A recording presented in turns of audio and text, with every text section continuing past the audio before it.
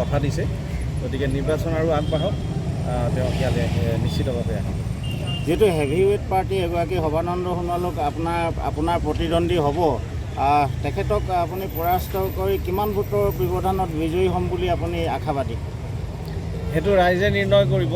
প্ৰথমটো হ'ল আপুনি হেভিৱেট বুলি কৈছে নিশ্চিতভাৱে হয় কিন্তু ৰাইজে যেতিয়া ভোটদান কৰিব হেভিৱেট নে লাইট ৱেট বুলি নিশ্চিতভাৱে ৰাইজে ভোটদান নকৰে ৰাইজে চাব যে বিগত কিছু বছৰ সাংসদ বা দল এটাক জিকাই পঠাইছিলে তেওঁলোকে কাম কৰিলে নে নকৰিলে আৰু যদি ৰাইজৰ মনত পৰিৱৰ্তনৰ এটা ইংগিত আহে ৰাইজে যদি চিন্তা কৰে যে পৰিৱৰ্তনৰ সময় আহিছে তেতিয়াহ'লে হেভিৱেট লাইট ৱেট বুলি কথা নাই ৰাইজে নিশ্চিতভাৱে পৰিৱৰ্তন কৰিব আৰু সেয়া প্ৰায় নিশ্চিত হৈ আছে ৰাইজৰ মাজত যেতিয়াই গৈছোঁ এই পৰিৱৰ্তনৰ ইংগিতটো আমি দেখিবলৈ পাই আছোঁ এতিয়ালৈকে আপোনালোকৰ যিখন ইণ্ডিয়া মৰ্চা তাত লুৰিণজ্যোতি গগৈও খেলাৰ কথা আছে এই সন্দৰ্ভত কি কয় আপোনালোকৰ মৰ্চাত গ্ৰহণ চাওক সেই সন্দৰ্ভত সেইটো এটা কাল্পনিক প্ৰশ্ন হয় কাৰণ এতিয়ালৈকে কোনো ধৰণৰ তেওঁলোকৰ দলৰ তৰফৰ পৰা বা তেওঁৰ ব্যক্তিগত তৰফৰ পৰা কোনো ধৰণৰ মন্তব্য আমি শুনিবলৈ পোৱা নাই মিডিয়াৰ আগত গতিকে এই সন্দৰ্ভত এতিয়া মন্তব্য কৰাটো সঠিক সময় নহ'ব পৰৱৰ্তী সময়ত যদি প্ৰয়োজন হয় আমি মন্তব্য দিম কিন্তু আজিৰ দিনত ক'ব লগা পৰিস্থিতিত নাই আমি ইতিমধ্যে দেখিছোঁ উজনি অসমৰ প্ৰতিখন বিশেষকৈ ডিব্ৰুগড় জিলাৰ প্ৰতিখন চাহ বাগিচা অঞ্চলত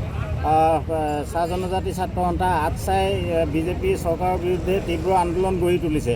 এই আন্দোলনৰ জৰিয়তে আম আদমি পাৰ্টি উপকৃত হ'ব বুলি আপুনি ভাবে নেকি চাওক প্ৰথমটো হ'ল ইয়াত এই যিটো আন্দোলন আপোনালোকে দেখিবলৈ পাইছে এইটো আম আদমি পাৰ্টিক উপকৃত কৰাৰ আন্দোলন নহয় এটা জনগোষ্ঠী তাত যিসকল লোক জড়িত হৈ আছে তেওঁলোকে ক'ৰবাত বঞ্চিত হৈছে বুলি এটা অনুভৱ কৰিছে তেওঁলোকে ক'ৰবাত তেওঁলোকৰ আৱেগত আঘাত পাইছে বুলি তেওঁলোকৰ এটা অনুভৱ হৈ আছে কাৰণ আপোনাৰ 1978ৰ পিছৰ পৰা যেতিয়া ইন্দিৰা কংগ্ৰেছ গঠন হয় তেতিয়াৰ পৰা আজিলৈকে যিকেইটা ৰাষ্ট্ৰীয় দল আছে তেওঁলোকে সদায় চাহ জনগোষ্ঠী বা আদিবাসী মূলৰ কেণ্ডিডেট এজন আগবঢ়াই আহিছে কংগ্ৰেছ দলে হওক বা বিজেপি দলে হওক প্ৰথমবাৰৰ কাৰণে এটা ৰাষ্ট্ৰীয় দলে তেনেকুৱা ধৰণৰ এজন কেণ্ডিডেটক আগবঢ়াই নিদিয়াৰ কাৰণে ক'ৰবাত তেওঁলোকৰ মনত এটা ক্ষোভ থাকিব পাৰে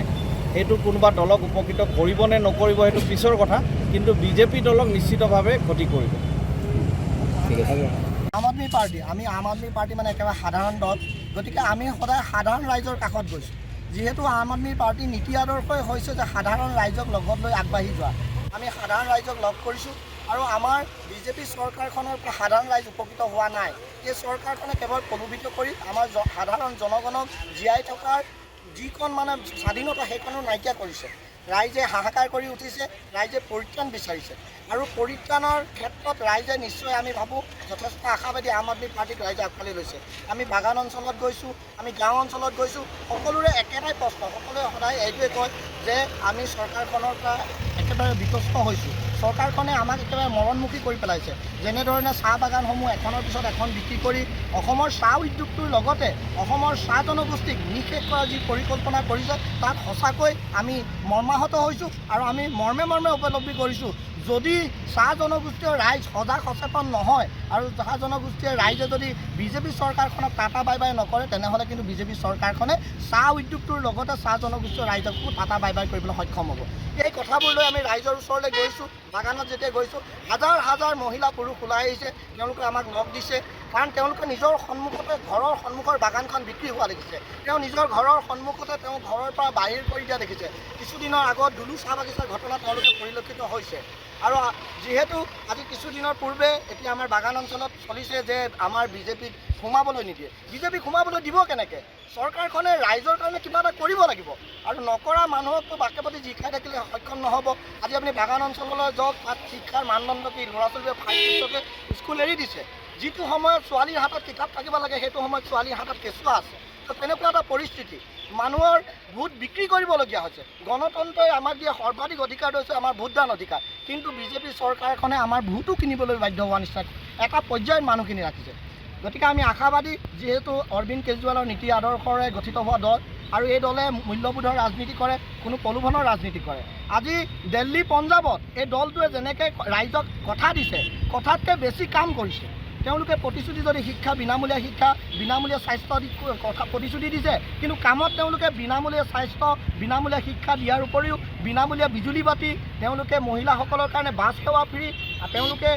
আমাৰ খোৱা পানী ফ্ৰী, এইবোৰ কৰিছে। গতিকে তাত ৰাইজৰ কাৰণে কাম হৈছে আৰু ইয়াত হয়তো ব্যক্তিগত কেইজনমান বনিয়াৰ কাৰণে কাম হৈছে। আমাৰ আম আদমি পাৰ্টিৰ নীতি আদৰ্শ ইয়াতে পাৰ্থক্য আছে। গতিকে ৰাইজে বুজি পাইছে যে আমি ঝাৰু ল'ব লাগিব, কাৰণ যিহেতু আমাৰ যেতিয়া ঘৰখন লেতেৰা হয় আমি ঝাৰুৱে চফা কৰোঁ, মহিলাসকলে কৈছে। গতিকে বাগানে গাঁৱে মহিলাবোৰে হাতত ঝাৰু লৈ কৈছে এতিয়া সমাজখন লেতেৰা হ'ল, ৰাজনীতি লেতেৰা হ'ল, গতিকে সমাজ আৰু ৰাজনীতিক পৰিষ্কাৰ কৰিবলৈ হ'লে আমি সকলোৱে ঝাৰু ল'ব লাগিব। আৰু তেওঁলোকে ঝাৰু লৈ এবাৰ ঐক্যবদ্ধ হৈছে। আমি আশাবাদী নিশ্চয় প্ৰলোভনৰ ৰাজনীতি কৰা এই চৰকাৰখনক ঝাৰুৱে এইবাৰ চফা কৰিব আৰু আমাৰ মনোজ ধানৰ ডাঙৰীয়াক সৰ্বাধিক ভোটত জয়যুক্ত কৰিব। এয়া সময়ৰ আহ্বান আৰু এয়া ৰাইজৰ জয় বুলি আমি একেদিন অব্যাহত কৰিম আপোনালোকৰ আগত। ধন্যবাদ।